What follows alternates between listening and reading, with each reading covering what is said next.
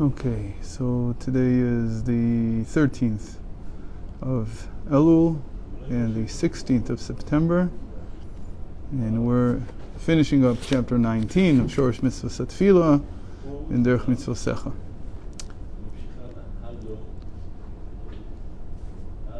So we said that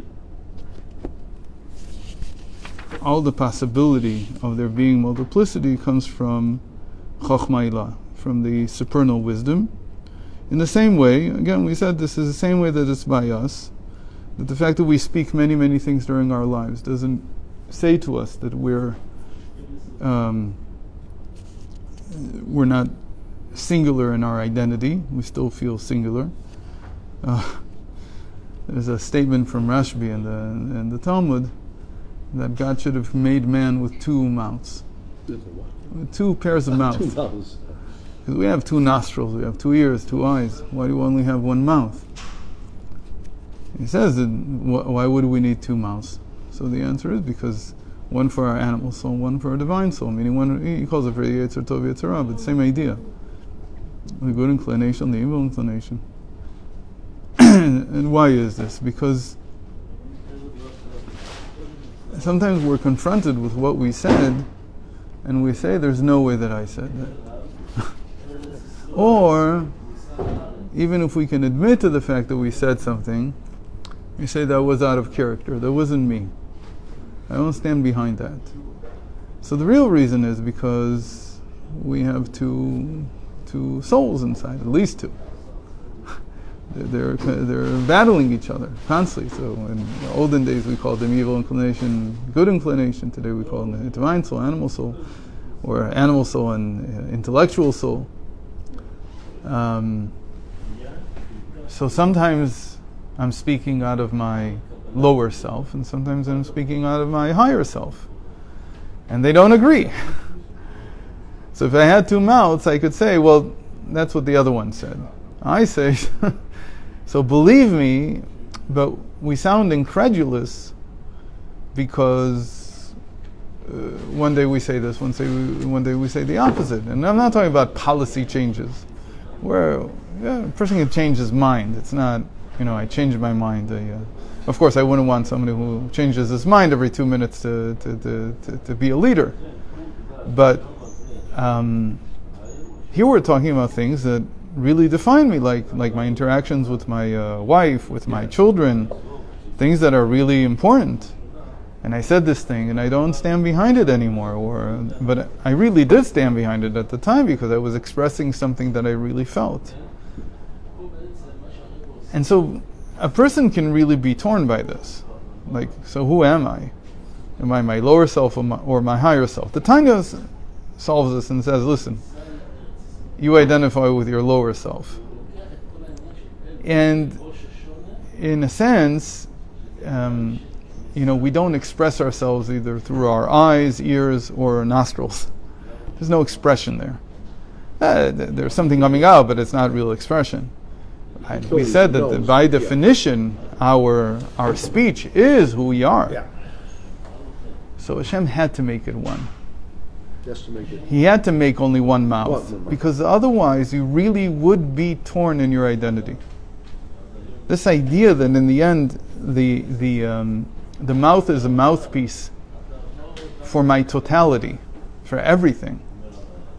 And it would have been convenient for me to have a mouth for every part of me. And then you could say, oh, this came from here, this came from there, and then everybody would be, everything would be ordered.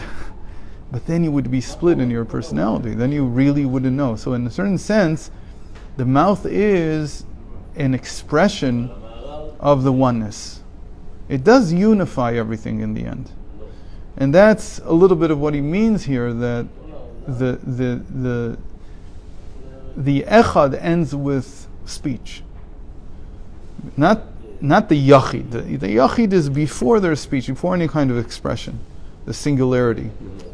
But here there's something in the speech that, as much as it creates a diverse array of things that I say, and they're contradictory and they don't align and they come from different places, but still in the end there's something about speech that unifies it all. That's why we have in the end one mouth.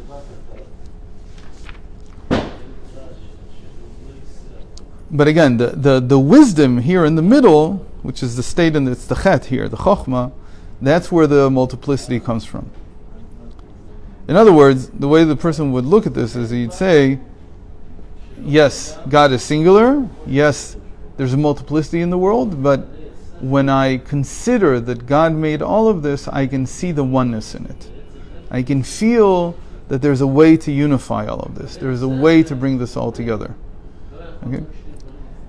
So, but getting back to the wisdom, that wisdom for him is considered, again, because it's a leap into the wisdom from the singularity. There's a leap into the wisdom, so the wisdom is like action. It's like something that is completely detached from his singularity.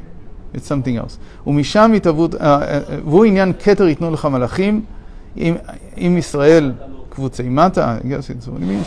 ומשם התהוות החוכמה, כמו שכתוב, והחוכמה מאין תימצא. And in the end, even the angels have a tough time realizing where the singularity comes from. They have to work on it, and they work on it with us, because even the angels are from the wisdom. They also are a multiplicity. They also have this.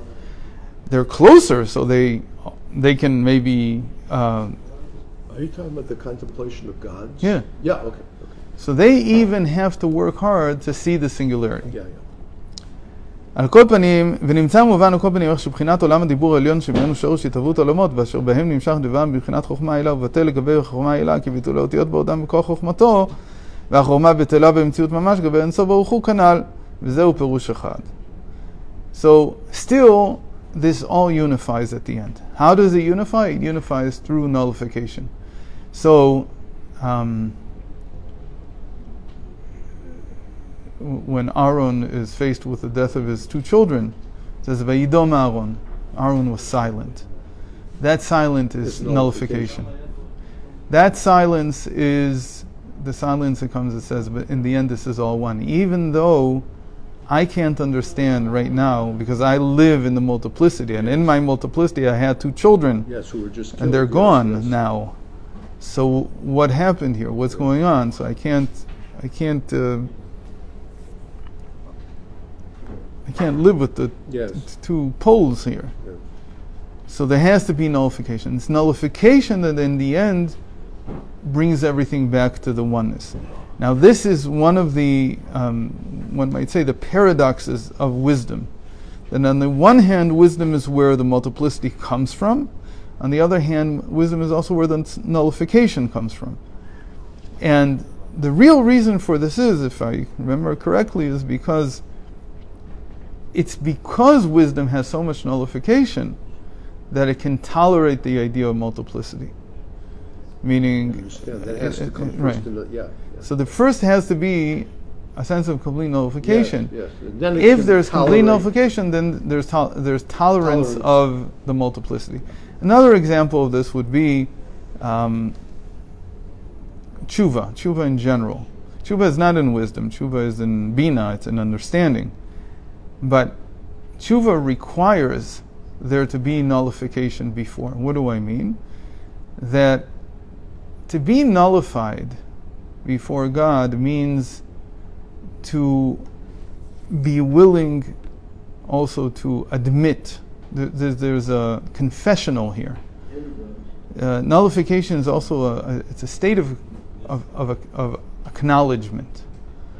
What's the acknowledgement? The acknowledgement that I'm saying is that there's only one person who's guilty in what happened. There's only one person to blame for the negative that happened.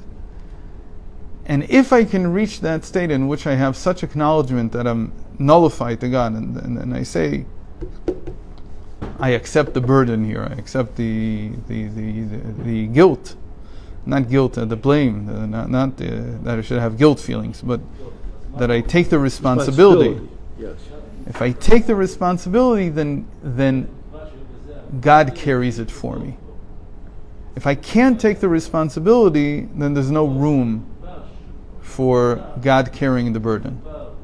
And that's basically what we say in the 13 measures of mercy, that God accepts and noseh avon, He carries the guilt or the transgression of the person who is nakeh, who comes to clean himself. And to come clean is, first of all, to accept responsibility.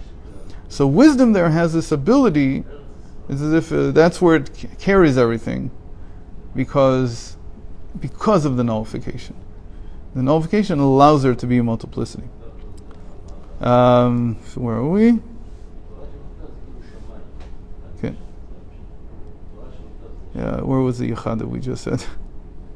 פירוש אחד שהחטא והדלת שהם החטא חוכמה העילה והדיבור העליון הם נמשך מחוכמה העליון שמנו שורש התהוות העולמות וחירותם וקיומם כנ"ל הם בטלים במציאות ממש לגבי יחידו של עולם האין סוף ברוך הוא. And that's what we said about the one mouth, that the one mouth is also, a person has to acknowledge that this is all me.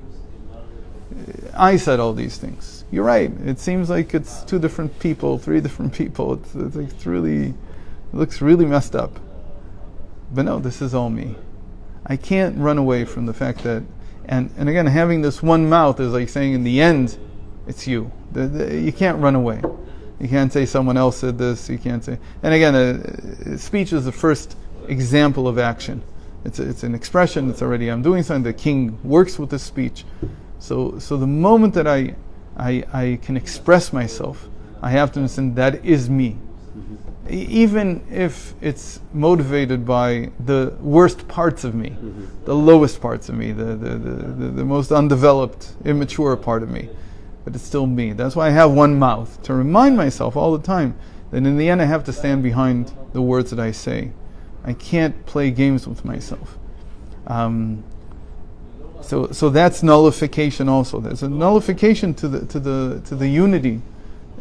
When I'm nullified, then it'll work out. But if I'm not nullified, and I keep stressing that I didn't mean to say this, and I'm constantly torn, then there's no singularity. There's no sense of self. There's no sense of identity. That's why it's so important for a person to come to acknowledge all his parts, and not to try to ignore them and say, "Oh, this is not me," because it could take a wrong turn at some point, and a person will feel dysphoric with his identity, not knowing who he really is. I mean, I think that's very much up your alley. That with the voice you create the persona. That's who you are. That's what you have to work on. ואם כן הרי אין עוד ואפס הוא אותו ממש הדבר שנדבר לעיל בסוף אות י"ח וזהו הפירוש מה שכתוב שהוא יתברך אחד. So this is what it means that there is nothing but God, as we explained at the end of chapter 18. This is what we mean by the word echad. Okay, so I guess that's where we are today. Yeah, 15 minutes. Unfortunately, I came a little late. So we finished chapter 19. God willing, tomorrow we'll start chapter 20. And now we're going to start looking, now that we've established that the multiplicity is still part of God, not the way that the philosophers, again, we said that we started this by saying that the Greeks had to divorce God from the world because of this. Because God was one for them, but the world was multiplicity. So how do you get those 2 things to work together? Polytheism too, which is a way. Polytheism is a different solution. That's right. But the Greeks weren't so. The philosophers, at least, weren't polytheists. They were against it, and so they had to divorce the 2. And what we're saying is there's no divorce between the 2, but there is a gap. Yes. There is a leap, Yes. and that is a leap from the singularity to early wisdom. Childhood inculcation of multiplicity of gods. Right. So to them to make a leap the other way, Right. think of it. Mm-hmm.